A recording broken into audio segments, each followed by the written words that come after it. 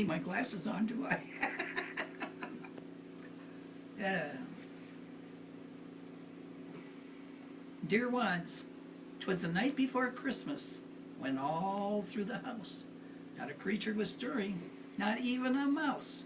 The stockings were hung by the chimney with care, in hopes that St. Nicholas soon would be there. The children were nestled all snug in their beds, while visions of sugar plums danced in their heads, and Mamma in her kerchief and I in my cap had just settled our brains for a long winter's nap.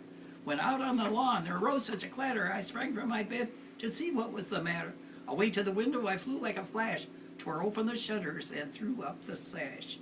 And what to my wondering eyes should appear but a miniature sleigh and 8 tiny reindeer.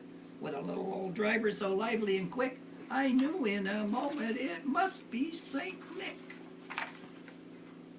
More rapid than eagles his coursers they came, and he whistled and shouted and called them by name. Now Dasher, now Dancer, now Prancer and Vixen, on Comet, on Cupid, on Donder and Blitzen, to the top of the porch, to the top of the wall. Now dash away, dash away, dash away all. As leaves before the wild hurricane fly, when they meet with an obstacle, mount to the sky. So up to the housetop the coursers they came, with a sleigh full of toys, and St. Nicholas too. And then in a twinkling I heard on the roof the prancing and pawing of each little hoof. As I drew in my head and was turning around, down the chimney St. Nicholas came with a bound. He was dressed all in fur from his head to his foot, and his clothes were all tarnished with ashes and soot. A bundle of toys he had flung on his back, and he looked like a peddler just opening his pack.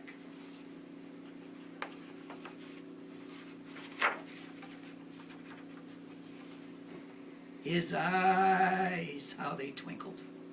His dimples, how merry. His cheeks were like roses, his nose like a cherry. His droll little mouth was drawn up like a bow, and the beard on his chin was as white as the snow.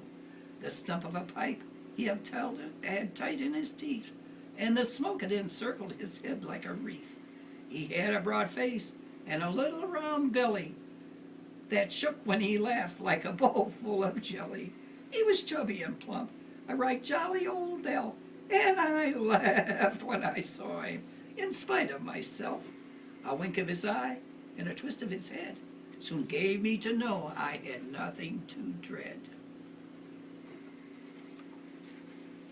He spoke not a word, but went straight to his work, and filled all the stockings, then turned with a jerk, and laying his finger aside of his nose, and giving a nod, up the chimney he rose. But I heard him exclaim, ere he drove out of sight, "Happy Christmas to all, and to all a good night." There you are.